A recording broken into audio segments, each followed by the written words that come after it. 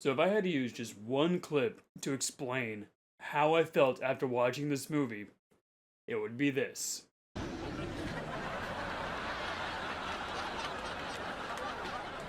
Oh my God.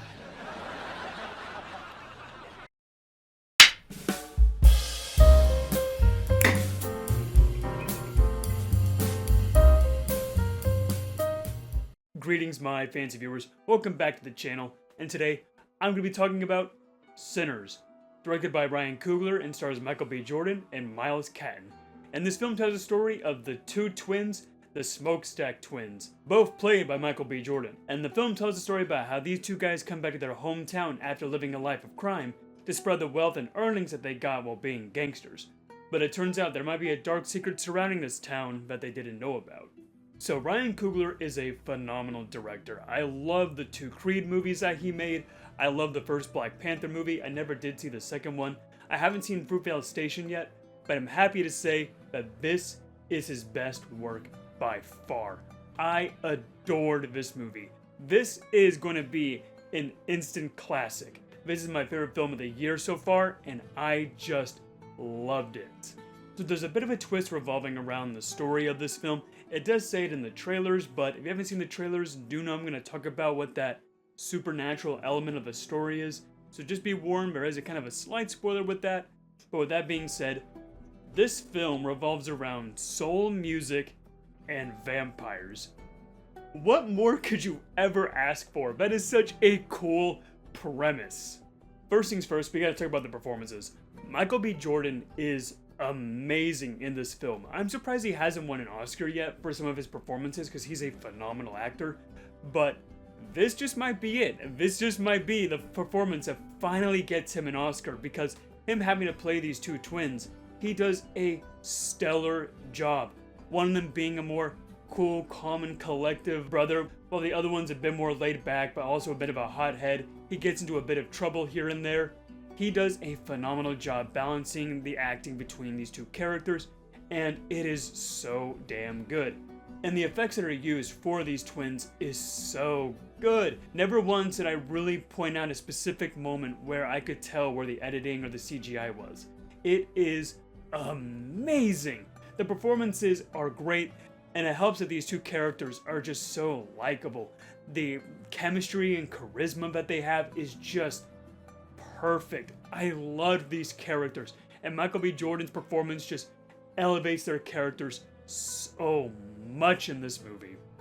And another great performance is Miles Catton, which this is his very first performance, and I'm shocked. Like, this is a stellar performance as well. He has to do a lot in this film. He has to do a lot of singing, a lot of banjo playing. He has to do a ton here, and it's so perfectly executed. He's a phenomenal singer and a phenomenal musician, and him with his performance here is just groundbreaking.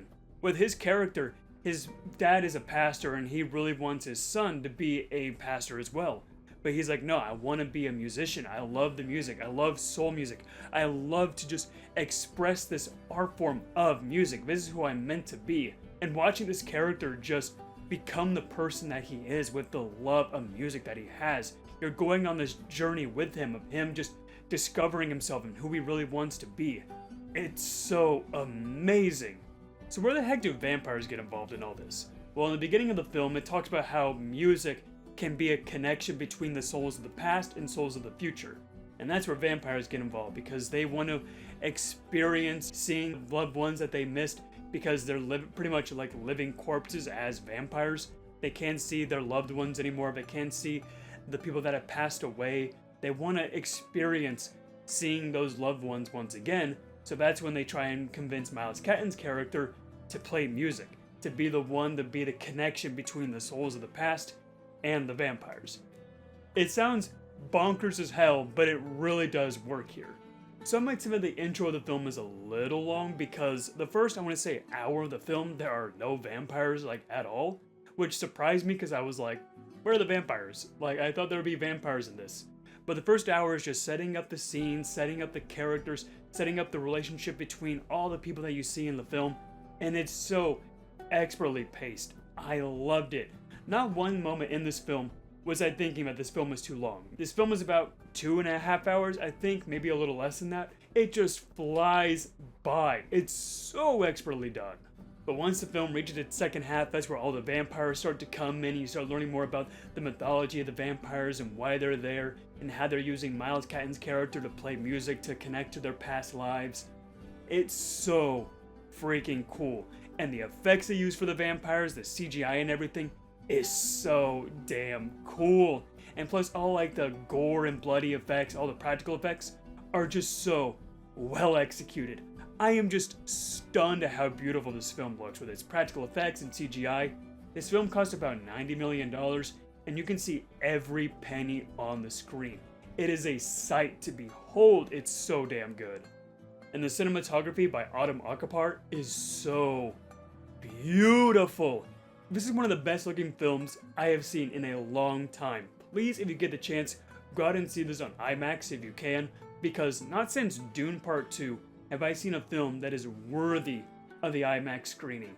And it's also in 70mm films in some theaters. If you get a chance to see that, please do so. I didn't get a chance to, I only saw it in IMAX, but it was just beautiful. Like, I was just enthralled watching this film. It's such a just cinematic achievement at how great this film looks. And there's one scene in this film that truly felt like an out-of-body experience. It's a one take where the camera just floats around this one room and you're listening to the music and the soul music and some other types of music. I won't really get too deep into it because I don't want to spoil it for you. But it is truly one of the best scenes I have seen in a film probably this year. Like I said, I haven't seen a film this beautiful or well executed since Dune Part 2. Like, it is such a achievement. When I was watching that scene, I was just truly reminded of why I love movies. This has been a pretty, I want to say, mediocre year for movies. There hasn't been really anything that has really just stood out to me as like spectacular. But that one scene alone just made me rekindle my thought of like why I love movies so much. It is just beautiful. But in my opinion, the true star of the film is the music. The music done by Ludwig Göransson, who has done other soundtracks before, like for Oppenheimer. This is his best work yet.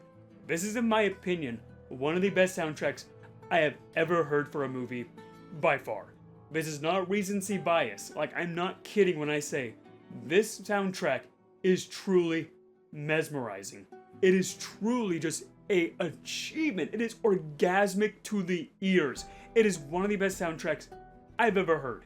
By far, I fucking love the music. This film truly just delves into why music just transcends so many other art forms. The music here is just perfect. Like, there's no other way to put it. It's one of the best soundtracks ever made.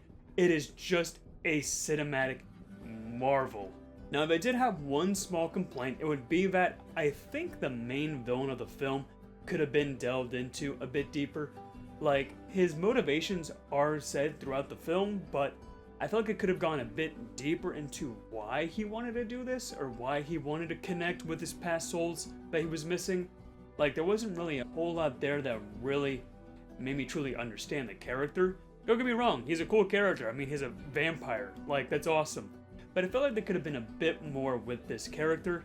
And also, I feel like the film really didn't have an exact correct moment of when to balance out the vampires with the gangster story that was in the beginning of the film. There wasn't really a moment where I was like, okay, now it's transitioning into the vampire stuff. Like, a vampire kind of just crash lands into the scene, and it's like, okay, here are the vampires now. I wish there was maybe like a scene in the beginning of the film that kind of, hinted a bit more of the vampires. Sure, we have that opening monologue, but I feel like maybe just one scene in the beginning just to kind of, balance out adding in the vampires. But other than that, I have no complaints whatsoever. This film truly reminded me of why I love movies so much. The film looks great, it's acted great, the story is so good, the music is just beautiful to the ears, there's no other way to put it. This is one of my favorite films I've seen in recent memory, and absolutely one of my favorite films of the year. It might be my favorite film of the year by the end, who knows? Which is why I'm happy to give Sinners, the first of this year, the holy top hat.